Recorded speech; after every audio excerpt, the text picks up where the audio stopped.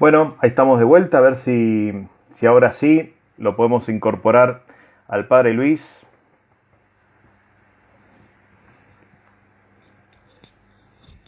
Por ahí cambió un poquito el sonido porque me puse los auriculares para poder escucharlo a Luis. Dígame si se escucha bien para, para poder entendernos ahora sí. Perfecto. Dígame si se escucha bien el sonido este. Oh, ¿cómo estamos? ¿Qué decís, Pablo? ¿Qué hace Luis? ¿Cómo te va? Bien, voy a ver si consigo los auriculares yo también, pero ahí vamos. Está bien. ¿Sabes qué? Se armó un lío porque no te encontraba, como estaba transmitiendo desde la compu, no te encontraba para incorporarte. Ahí estamos, ahí estamos, ahí. Perdón Muy que bien. justo estaba con la fiesta de los jóvenes de Acción Católica de aquí de mi parroquia, Ah, así que muy recién bien. hemos terminado de limpiar todo. Muy bien. Muy importante que los jóvenes de la parroquia aprendan a dejar limpias las cosas. Sí, totalmente, totalmente, totalmente. Bueno, Pablo, yo te sigo a vos. Yo Ay, creo que estaban leyendo la lectura, así que ahí recién, lo... sí, recién habíamos terminado un poquito, proclamamos el texto del Evangelio de hoy. Si querés lo leemos de vuelta o como vos quieras. Está bien, está bien. Hoy tuve 4 misas, ¿Estamos? así que la, la Ah, la leí bueno. bastante. Así Este, que estamos perfectos. lo tenés bastante sabido. Está muy bien, está muy bien. No, Totalmente. vos sabés que a mí hay una cosa que por ahí me gusta, ¿no?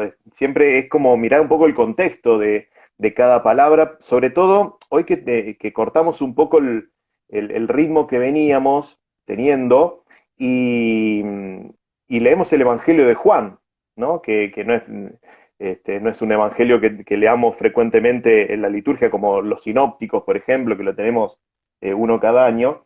Y es importante que veamos un poco las diferencias, porque a veces nosotros me da la sensación que como leemos todos los evangelios como iguales, ¿no? Como si fuese Mm. que da lo mismo. Bueno, no da lo mismo si yo un texto lo estoy leyendo del Evangelio de Marcos o lo estoy leyendo del Evangelio de Juan, porque cada autor tiene una intención y nos quiere decir algo distinto. Por eso es importante que nos metamos un poco en el contexto.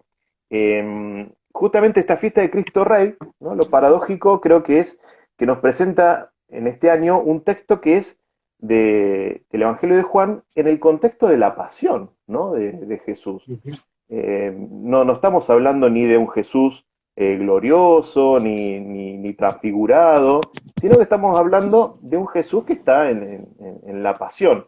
Aunque es justo decir que en el Evangelio de Juan, Jesús siempre aparece como más solemne. No sé si eso vos lo ves o los que están ahí Mm. compartiendo este rato también se dan cuenta que el Jesús que aparece en el Evangelio de Juan es un Jesús como más divino, digamos, ¿no? Sí, Sin querer sí. separar humano y divino, pero este Jesús es como que siempre está como un paso adelante, está como sabiendo lo que el otro quiere decir. Entonces, es importante que este Jesús, ¿no? De cada evangelio lo tengamos presente, ¿no?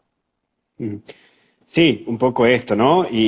Primero aprovecho para decirles que el padre Jorge estaba igual que yo, estaba con los Ajá. festejos de la fiesta de Cristo Rey, a donde también estaban los jóvenes de Acción Católica y no sé de qué de sus capillas, así que también por eso estábamos en esta situación y habíamos pedido a Pablo que él comience, así que gracias Pablo por hacernos el aguante con segundo tiempo, porque iba a ser triste de no tener hoy segundo tiempo, ya el último Claro, domingo de tiempo durante el año.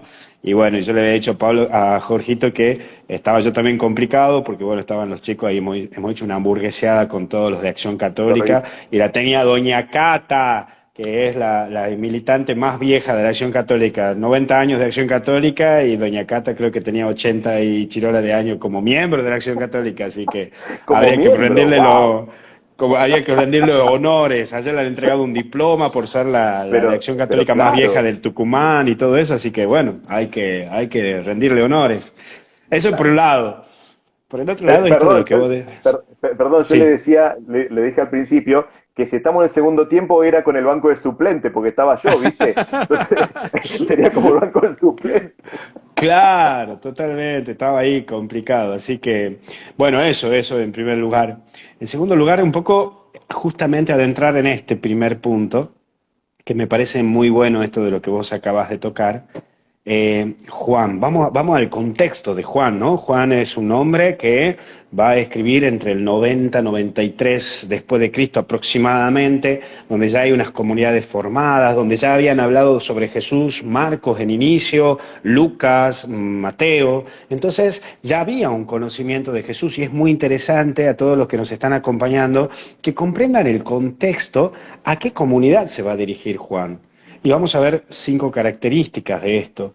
Primero, Juan se va a dirigir a una comunidad ya organizada, ya armada. Estamos hablando del 90 después de Cristo, una iglesia perseguida, una iglesia donde ya en distintas comunidades había sufrido el martirio. Estaba el bajoneo de decir, no, si soy de cristiano me van a matar, me van a llevar a otros lados, me tengo que escapar. Entonces, esta es la primera situación. La segunda característica del Evangelio de Juan es que Juan termina de escribir este Evangelio y después va a continuar con Apocalipsis, en donde hace una actitud de esperanza, un poco lo que vos decías, Padre, recién, ¿no? Un Jesús que va más adelante, ¿no?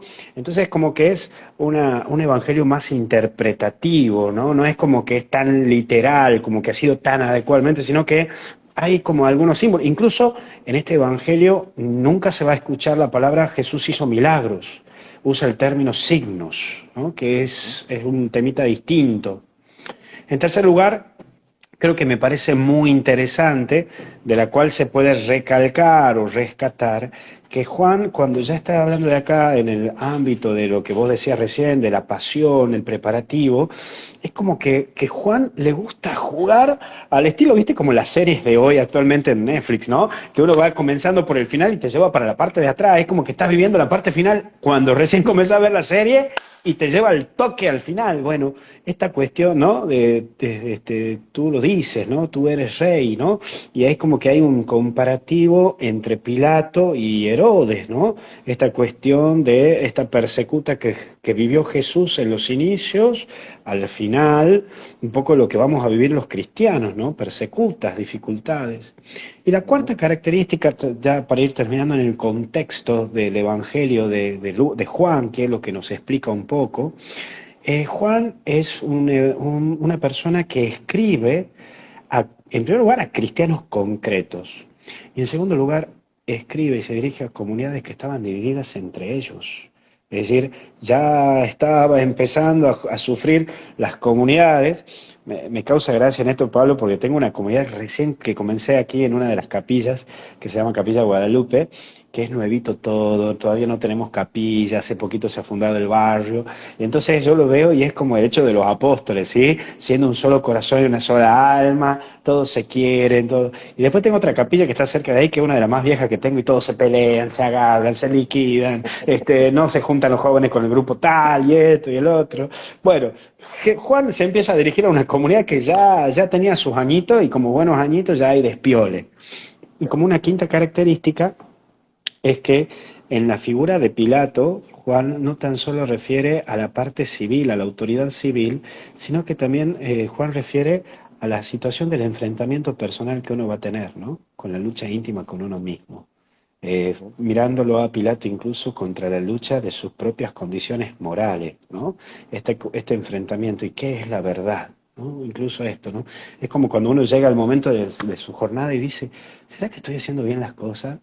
¿Será que me estoy pifiando, que estoy equivocándome y no estoy viviendo la verdad? ¿Será que todo esto es una mentira? ¿Será que cuando yo me muera, había una frase, y con esto termino y de ahí te doy lugar a vos, Pablo, es como cuando terminábamos cuarto de teología, y me acuerdo que teníamos un profesor que decía, bueno, muchachos, quédense tranquilos, cuando terminen cuarto de teología va a venir el rector y va a decir, bueno, señores, sepan que todo lo que han estudiado durante los 8 años es mentira, pero ustedes tienen que seguir adelante como puedan. No sé si mentira, pero que te dan la cabeza contra la pared, seguro, Sí, seguro. totalmente, No, totalmente. vos sabés que Sí. con esto que vos decís del Evangelio de Juan, una cosa Sí, que a mí me llama mucho la atención es que desde el principio Juan como que nos pone constantemente en la necesidad de optar o no por Jesús, ¿no? Que se toma en serio lo que es creer, porque si lo que nos están acompañando se acuerdan, desde el principio Juan plantea esto, la persona de Jesús, como una lucha entre la luz y las tinieblas. ¿Se acuerdan en el prólogo que dice, Sí, sí. vino lo suyo y los suyos no lo recibieron, las tinieblas lo rechazaron, en cambio los que son de la luz? Bueno, todo el tiempo es como si tuviéramos que mirarlo a Jesús y no quedarnos como si nada pasara. Tenemos que elegir. Y esto está bueno, a mí me gusta mucho. Por ahí, a esta comunidad que ya pasaron unos añitos, conviene decirle, che, ¿por qué no miran a Jesús y se fijan si lo querés seguir o no? Por ahí esto que vos traías, ¿no? De comunidades que por ahí vienen caminando de hace mucho tiempo, capaz que el eje se nos corre un poco.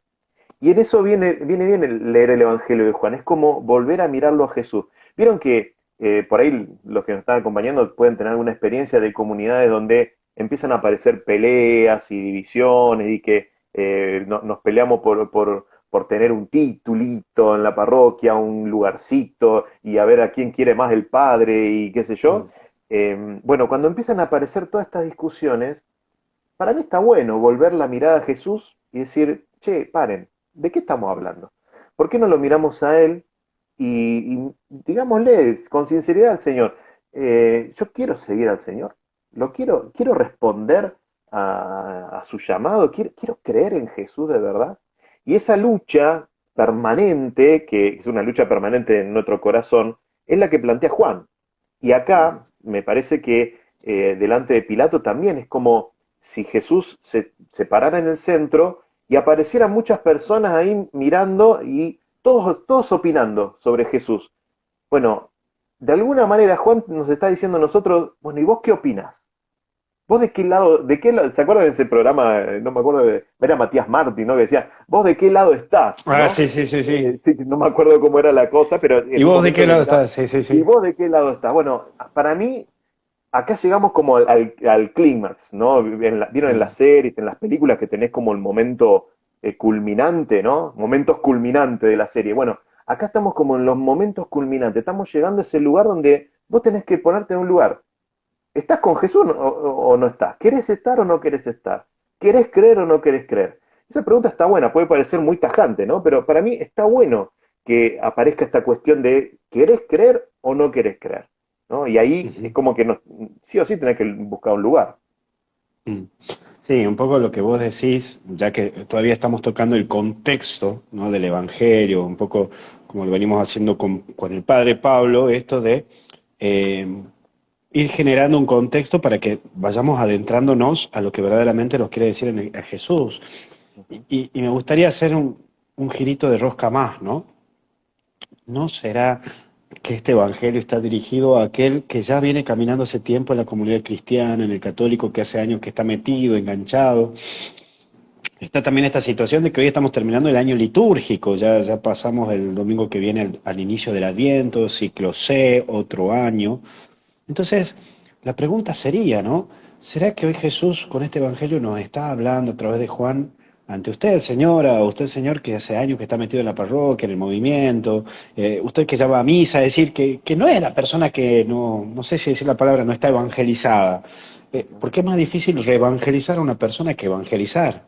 Porque el evangelizado está alucinado con este Jesucristo. El reevangelizado dice, no, yo ya lo conozco. Ya está, Ujú. ya me lo conozco y me lo sé de memoria, ya está. Y entonces como que esto de lo que vos decís, ¿no? Che, ¿de qué lado está?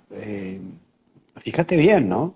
¿Cuál es la verdad? ¿Cuál es la verdad de la milanesa? ¿Cuál es la verdad tuya? Es decir, ¿cuál es la Ujú. cosa que vos la estás piloteando en tu vida?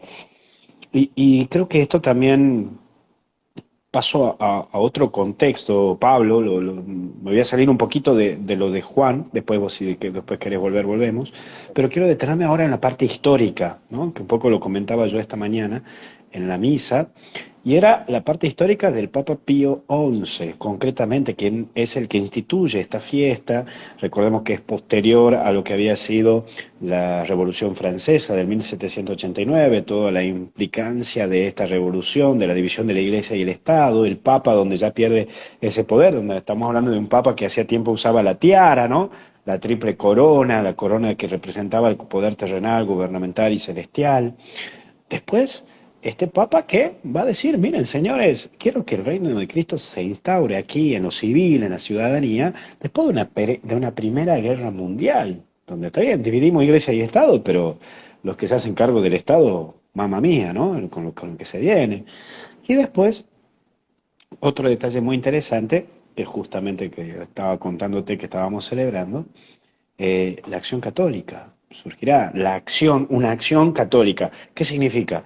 El dar el prestigio al laico, que no es necesario ser cura o monja para trabajar en la evangelización, que la evangelización la hacemos todos desde nuestro compromiso cotidiano, desde lo simple, desde siendo puntual, yendo a laburar, desde atendiendo a tus hijos, a tu mujer, a tu marido, es encontrar el reino de Cristo en mi quehacer cotidiano, ¿no?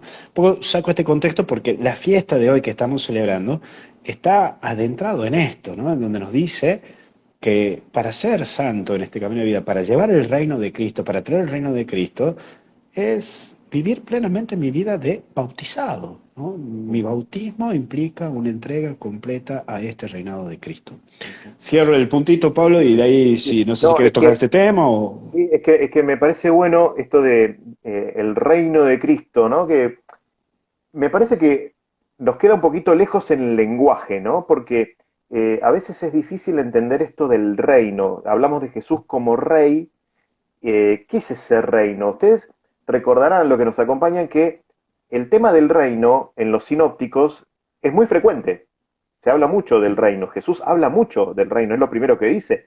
En el Evangelio de Marcos habla de el reino de Dios está cerca, conviértanse, ¿no? La metanoia, la conversión, viene porque el reino está cerca. Y en los sinópticos, en Mateo, Marcos y Lucas, el tema del reino aparece mucho.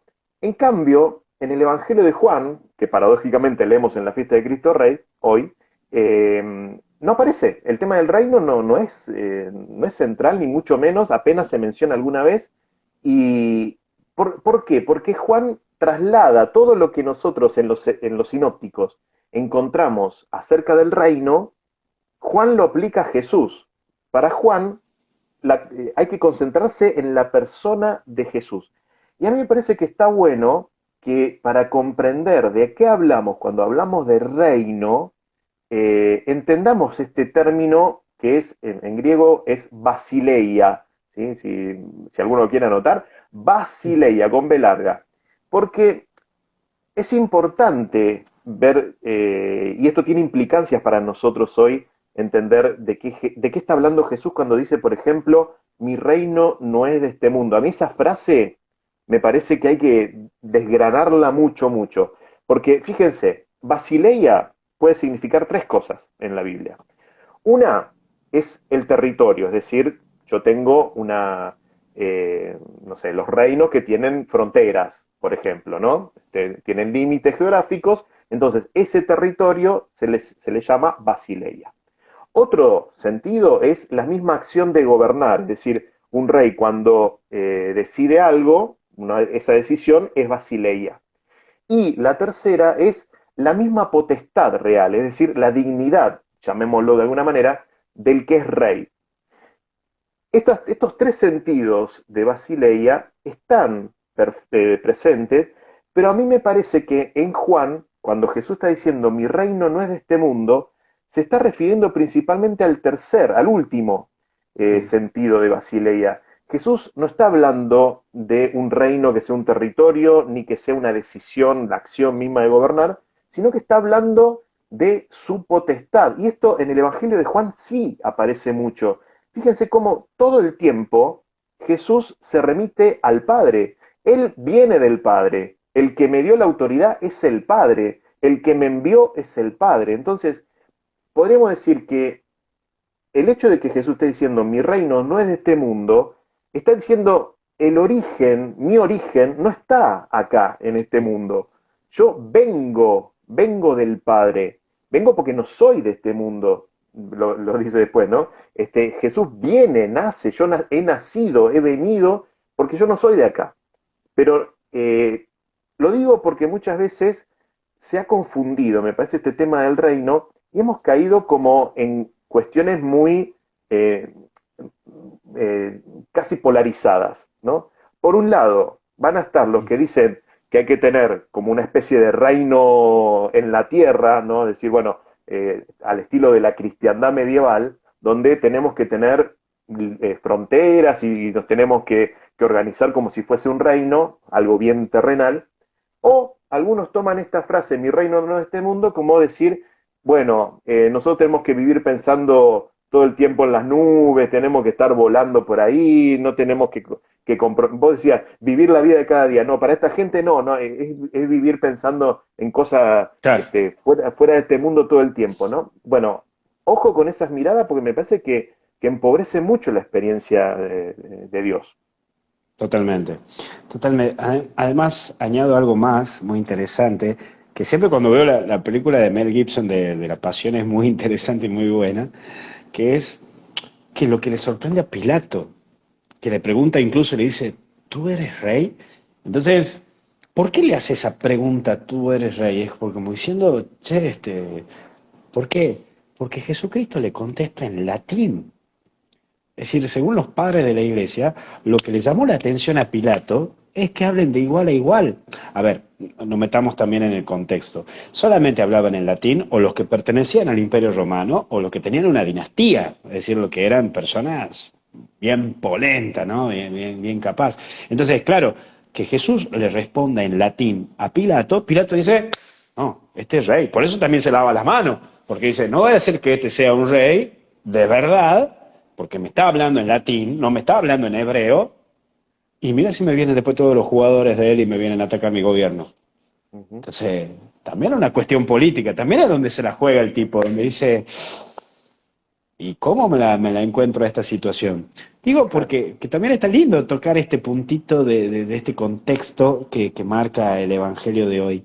Y, y yo creo que en algún momento todos, y ya entrando un poquito más a la parte esta de la lección, ¿no? Eh, todos en algún momento nos cuestionamos, ¿no? ¿Quién es Dios para mí? Si es mi rey, si verdaderamente Él reina, esto de lo que es el término basileia, ¿no? Este término. Yo también hay veces que me siento así, como que soy nacido, pero no estoy acá, ¿no? No estoy acá. ¿En dónde estoy? ¿No? ¿Dónde estoy parado? Esta cuestión de también incluso si estoy viviendo en la verdad, ¿no? Hay veces que nos gusta vivir en la mentira y entrando un poco ya más a encarnar el Evangelio de hoy, yo me ponía a pensar y decir, el hombre tiene dos situaciones complejas, ¿no? Primero, somos animales de costumbre y segundo, nos gusta vivir en nuestra mentira. No nos gusta vivir en la verdad. ¿Viste? Como cuando uno está engordando y no se quiere mirar al espejo porque sabe que está gordo, pero no quiere mirarse. Directamente se sube y no nos miremos, digamos, estamos ahí, ¿no? Pero bueno, yo vivo en mi mentira, ¿no? Me vivo en mi mentira. Claro. No sé, Sí, un sí, poco sí, que, sí, que adentrarme un poquito más, ¿no? sí, sí, tal cual. Yo pensaba también en esto, bueno, como encarnando un poquito el Evangelio, eh, como descubrir esto que nosotros vivimos en el mundo, como dice Jesús, pero no somos del mundo. ¿Cómo entender eso? Porque no lo dice acá en el Evangelio, pero Jesús en el Evangelio de Juan también lo dice, ¿no? Eh, en la oración sacerdotal, hablando de los cristianos, ellos están en el mundo, pero no son del mundo, o sea, somos nosotros esos. ¿Cómo poder entender sanamente también esto? Porque muchas veces el no ser del mundo nos hace como casi pecar como de soberbios, ¿no? Como decir, bueno, yo miro todo como por encima del hombro, ¿viste? Como Mm. así como sobradoramente, y no se trata de eso, no se trata para nada. Me parece que el estar en el mundo, pero no ser del mundo, es como descubrir dónde está mi origen, ¿no? Y casi como Jesús, si somos hijos en el Hijo, a mí me gusta pensar que también en nuestro origen está en Dios.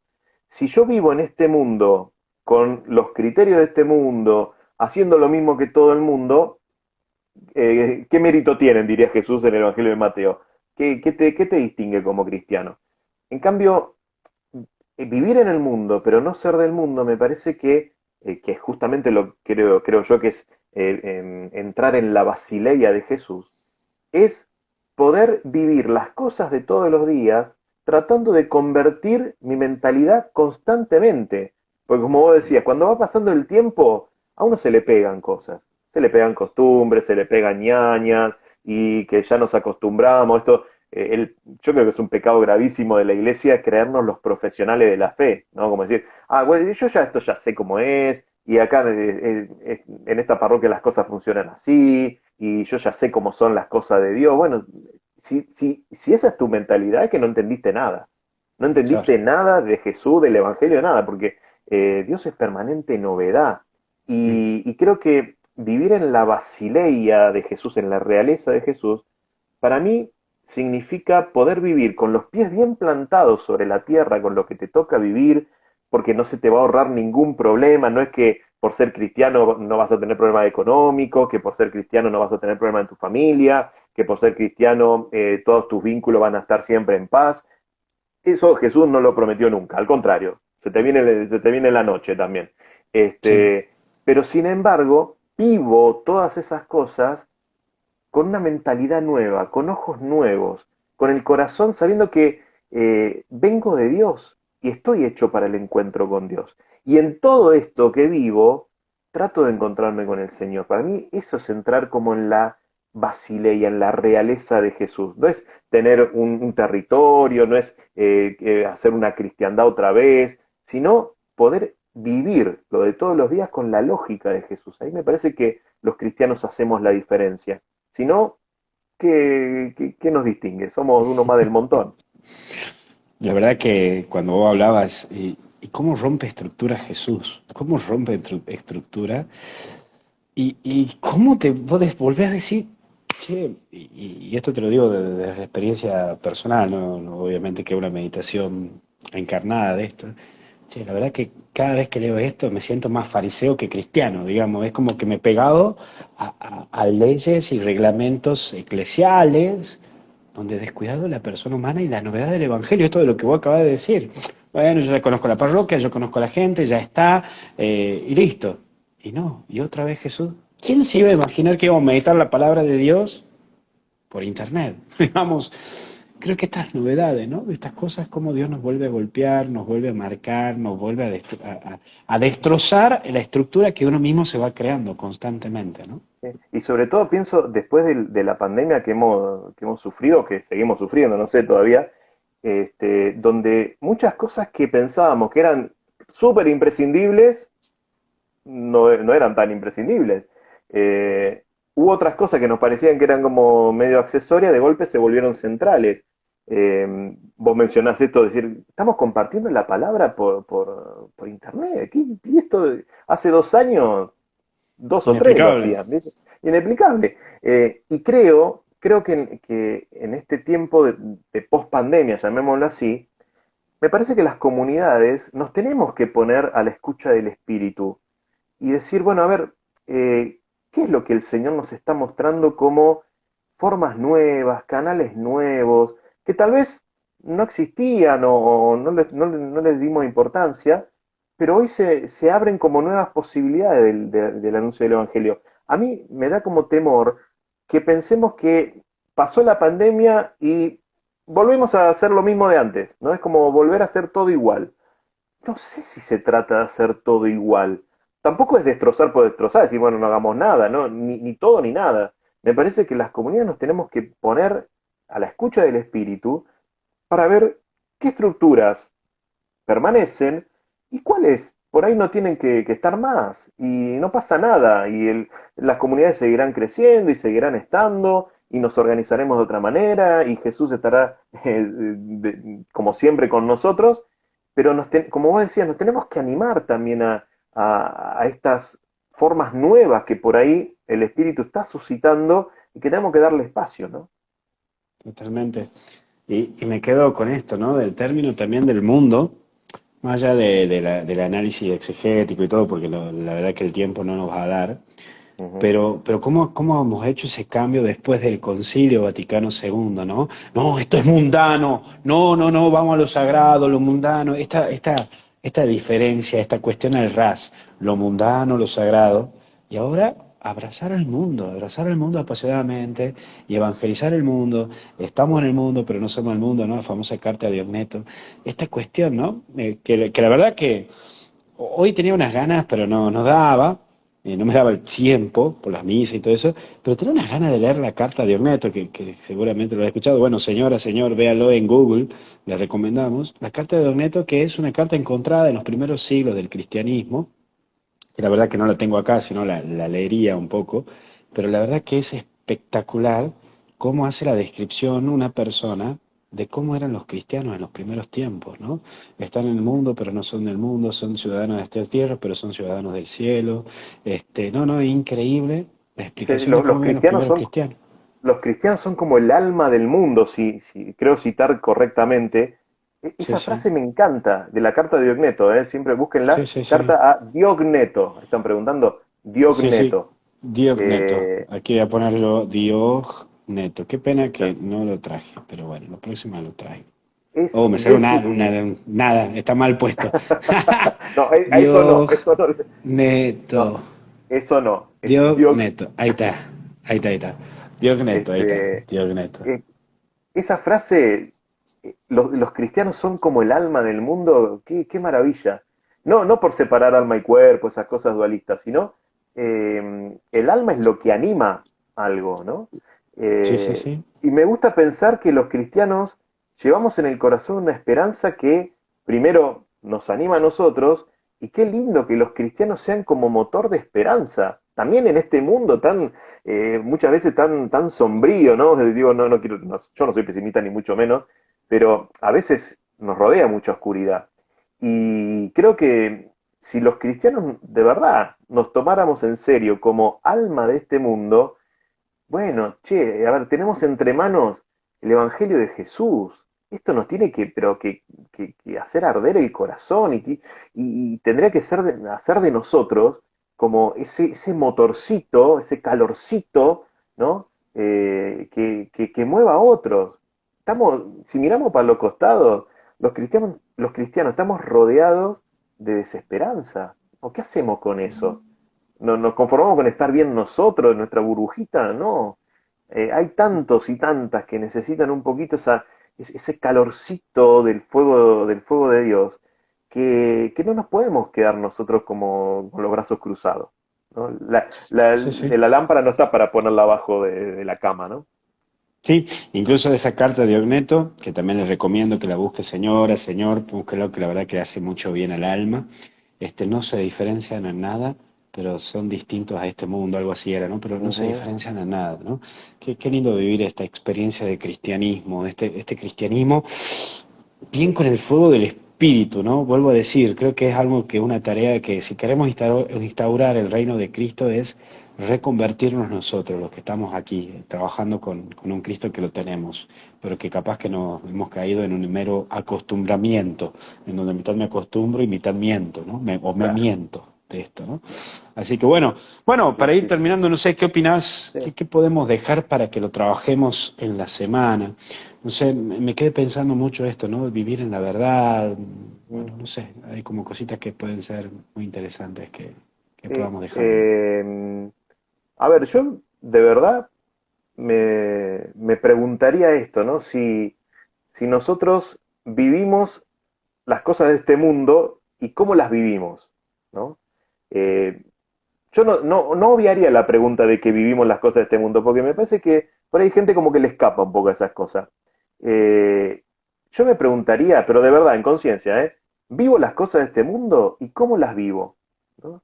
Porque puede pasar que soy uno más y nunca me enteré que soy cristiano, como puedo estar del otro lado mirando como por encima del hombro a todos y caminando por la calle como si, no sé, como con 5 centímetros por encima del suelo, ¿no? Como flotando.